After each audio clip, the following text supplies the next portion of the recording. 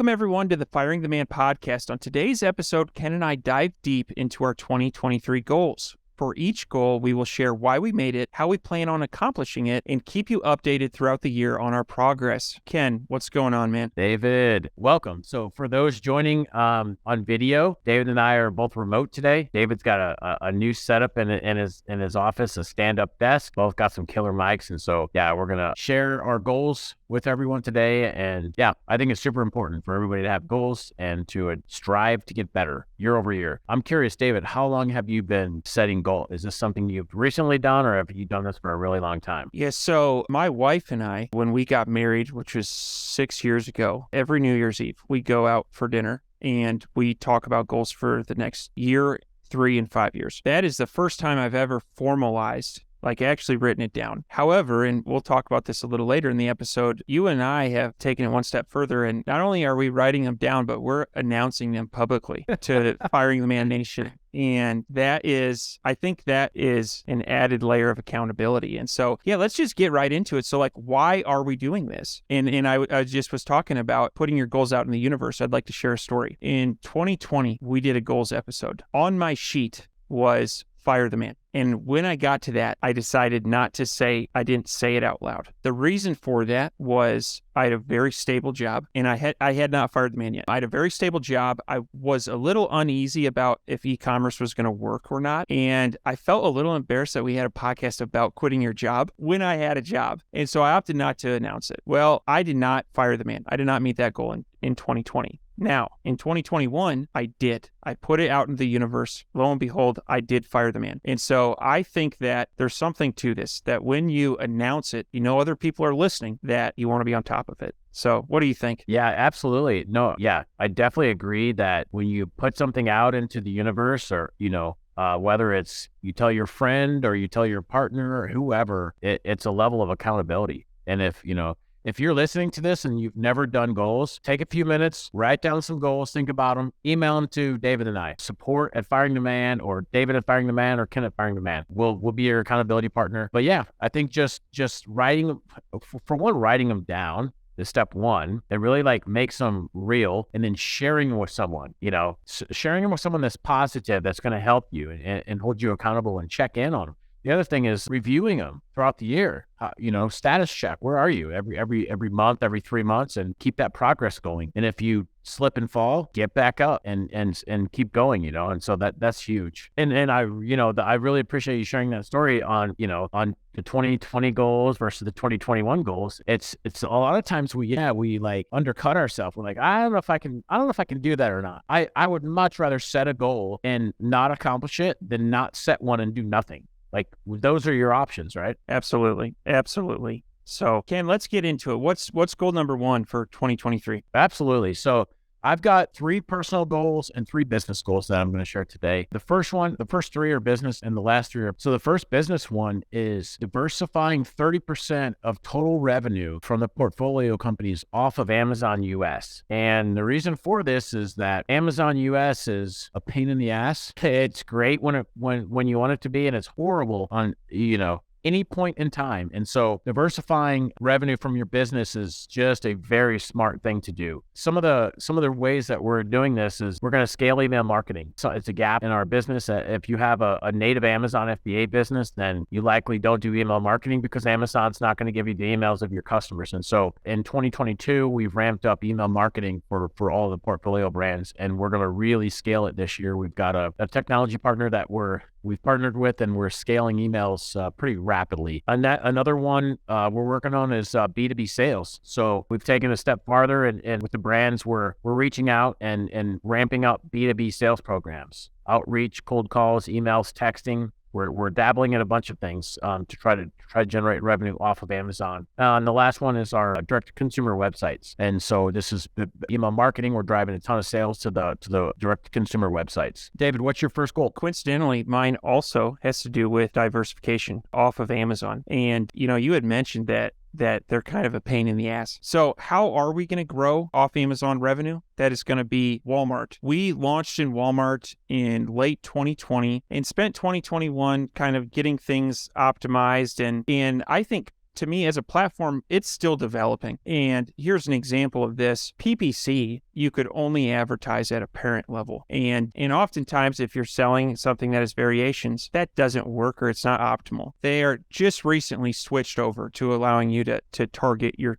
child ASINs or child SKUs, whatever you want to call them. And so as I see that develop, I would like to be along for the growth. And so I would say right now, across all three portfolio companies, Walmart represents between 5 and 8% of total revenue. And I think we could definitely get into the double digits and continue to grow there. It's now part of our launch strategy. When we're launching on Amazon and on Walmart. So pretty exciting stuff there. The next thing is scale international marketplaces. And this was one that we started in 2021, made a significant investment in terms of time and energy just getting this done. And one lesson I will share from that is don't do 3 new marketplaces at once. So we simultaneously went into the UK, Germany, and Canada. All of them have different taxation rules. All of them have different rules on importing. And if you want to stock all of your products, guess what? Now you have 3 times the inventory demand that you previously had. And so in uncertain markets. And so anyway, I am looking for those to mature and really looking to get those dialed in. In Germany, with that being a different language, there's a lot more things that we need to do in terms of translating listings and getting our infographics up to speed and in the correct language. So that's something that I think is going to help with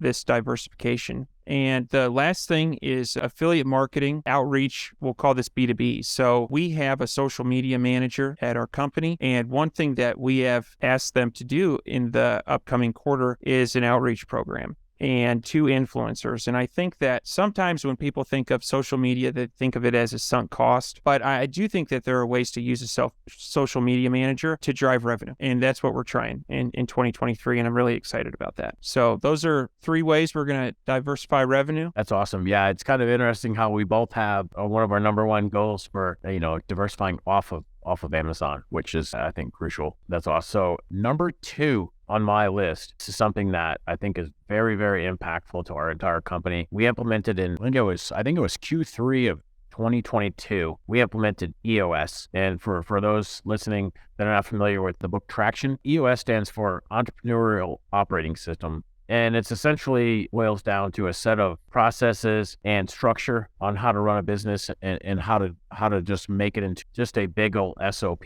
for your entire company, your entire workforce. And we implemented that and we've seen some really good changes since then. And so we're really just I really want to just double down on EOS and just continue to refine what we've implemented and make it better. One example is scorecards. We do monthly scorecards for all of our team members, and it's just a measure of their performance. And we adjust it. It seems like as a small company, we're able to like pivot and like make really quick changes, where at a large corporation it's not that quick. So making changes, keeping our employees challenged, and also keeping them working on things that are relevant to help out the entire company and things they enjoy working on. Level 10 meetings. So meetings, unfortunately, are just the concept of communicating and running a business. And so we've decreased our meetings and we've kind of compressed them. And in EOS, they're called level 10. This is something where I've seen huge benefits from having these level 10 meetings, and just going to continue to refine those and making sure they're like super helpful for everyone involved and keeping everybody informed on what everybody else is working on. And the last one here. So we've recently implemented EOS, and it's been, I think, 4 or 5 months, David.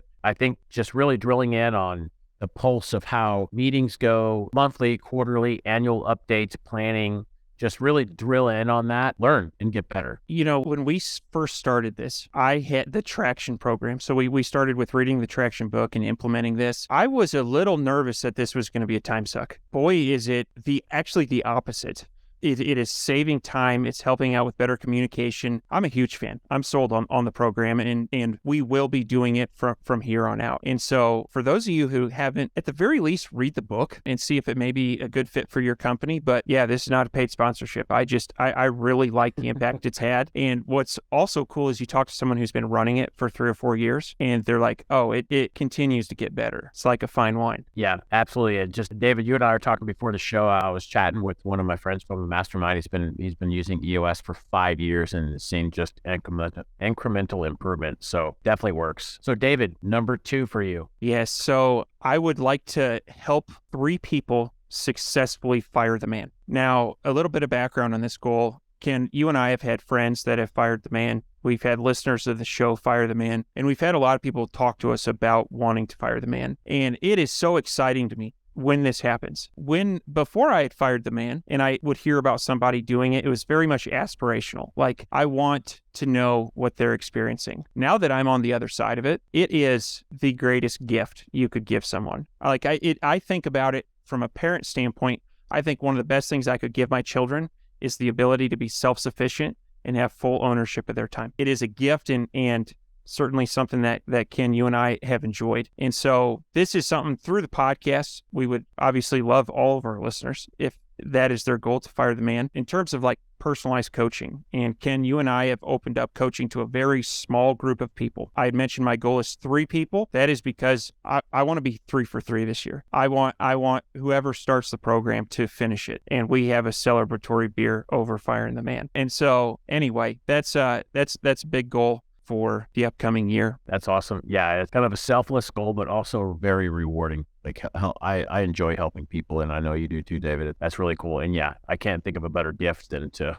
help someone fire the man. It's pretty amazing. Okay, number 3 on my list, increase revenues by 20%. You know, David, you and I have been talking about this for the last few months. 2022 was a rocky year for all of e-commerce. So, I'm in multiple masterminds, you are as well. And after talking with lots of people, the majority, like 75 to 90% of e-commerce businesses were down in 2022, which is an odd year. And so this year, we're doing a turnaround. We've got a lot of initiatives in place, a lot of programs, shuffled some things around, and our goal is to increase revenues by 20%. How we're going to do that? Couple things here. Launch new products. We've got lots of new products in the pipeline. Got a new program, PLM. We're going to share with the audience once we're done with that. More exciting things to come there, but we're launching a lot of new products. We're going to optimize PPC. We're in the middle of implementing a new PPC software. And so when we're done, we'll likely share a case study. But there's a lot of, if you're an Amazon seller, Walmart seller, and you need to have PPC dialed in, it's just getting more aggressive and more aggressive. As more and more sellers come on the platform, the advertising is just going crazy. So you definitely need to have your PPC dialed in. Scaling B2B and direct-to-consumer sales. And so that kind of ties in with goal 1 here of diversifying off of Amazon, using these other channels to drive sales,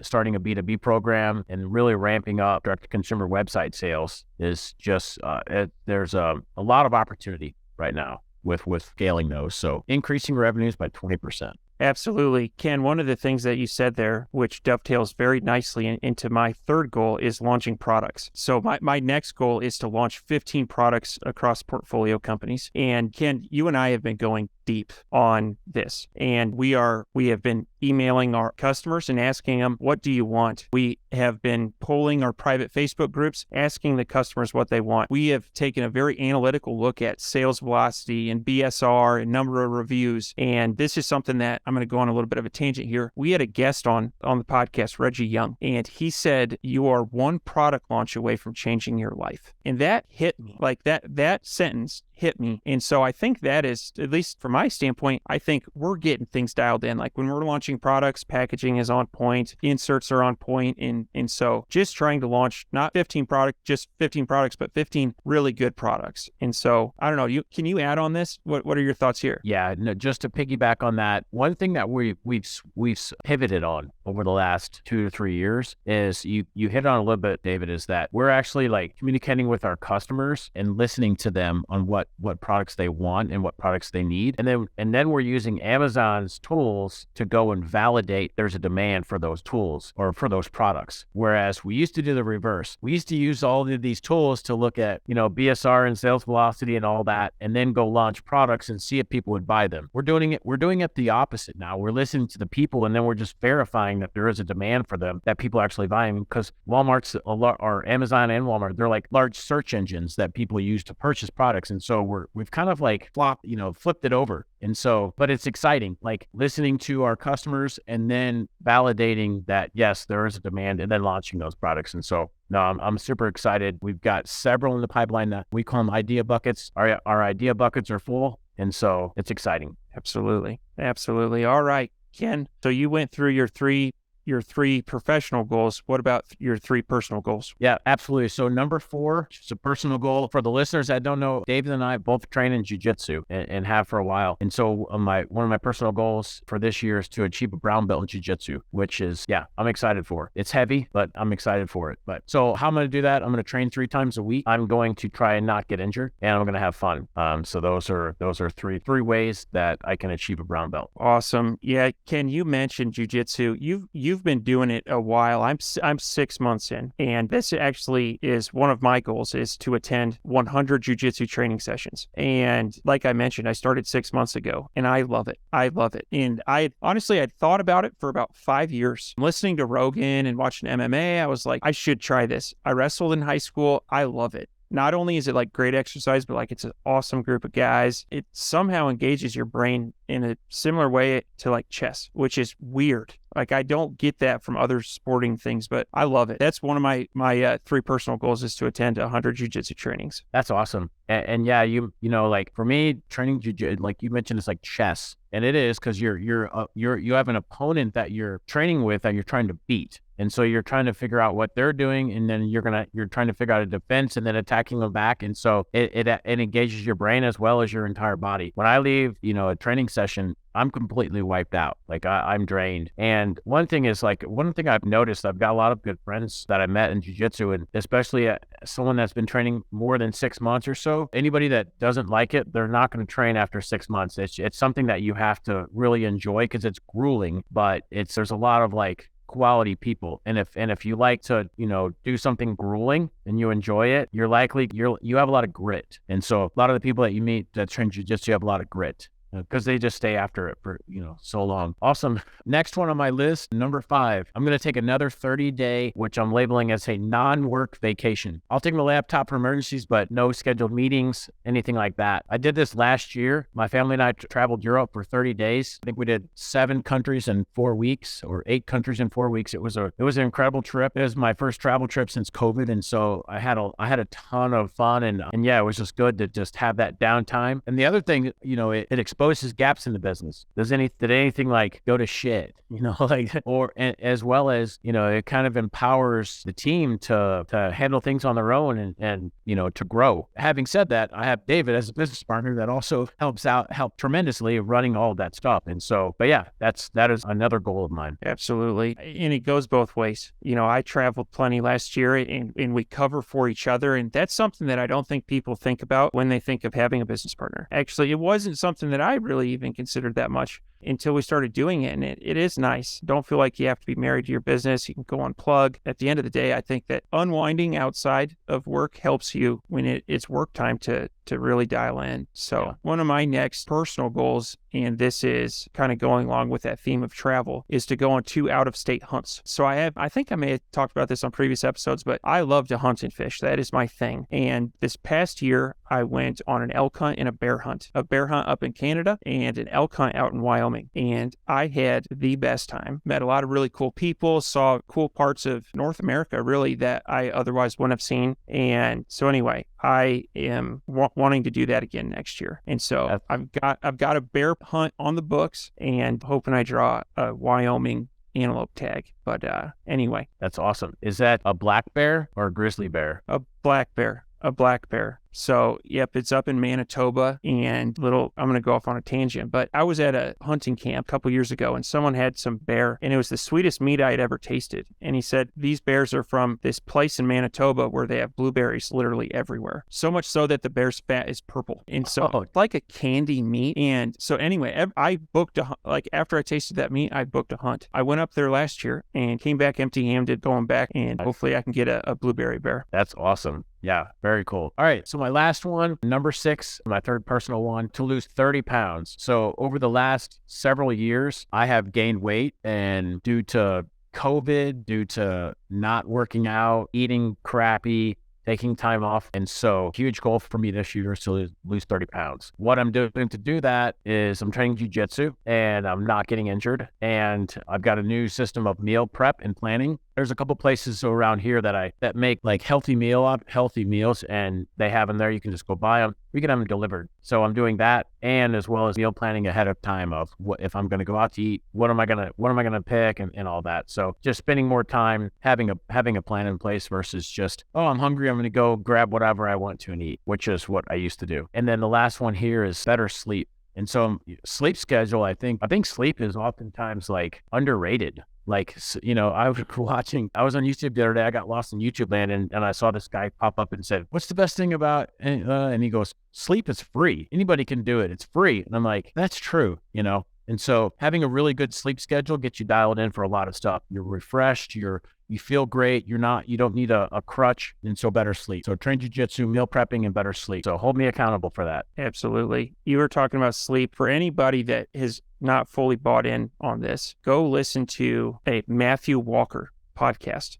When he was on Joe Rogan. He's a PhD, has spent his whole life studying sleep. And it was one of the best podcasts I've ever listened to. Also one of the best, you'll be a huge fan of sleep after listening to it. So anyway, last one on my list is live 4 weeks as a digital nomad, working somewhere else than my office. So when I dreamed of being a digital nomad, dreamed of firing the man, I thought that I would, travel, maybe work out of the back of an RV and just, never be home. That has not been the case. I have spent actually most of my time at home. I've realized that I am a homebody and I enjoy being at home. However, I have done a couple working trips. I spent a week down in the Florida Keys and I'd work from 5 a.m. to 1, and then I'd go fishing with my boys in the afternoon. That was great. And I paid for it with credit card points from PPC spend. And so life was good that week. And so I want to do more of that. Anyway, that's 4 weeks as digital nomad. Hold me accountable. Hopefully you don't see my background as in my office so often. No, that's awesome. And I think that is really cool to just get away and unplug and flex that muscle of, hey, I'm not tied to, I have roots here. I can, be mobile and move around. So that's awesome. I hope everybody really enjoyed the show. And David, I think maybe we do a mid-year goal review. Yeah, absolutely. And share progress with everyone. Yeah. So if you're listening to this and you have a list of goals or you want to share them with us, like I said, email us, support at Firing the Man. Send your goals over. If you got them written down, write them down. I don't care if you take a picture on your phone, email it to us, write them down, send them over. And David, maybe we'll pick one person and, if you're an entrepreneur, maybe we'll have you on the show and share your goals too. Absolutely. Absolutely. Looking forward to hearing from all of you. One final thing, one of Ken and I's initiatives for this year is to grow our YouTube page. One no-cost way that you can support this show is to go on YouTube and subscribe to our channel. We're putting out multiple videos every week, and we've been working really hard on them, and it's just another way to enjoy our content. So thank you, everyone, for tuning in this week, and we'll see you next week.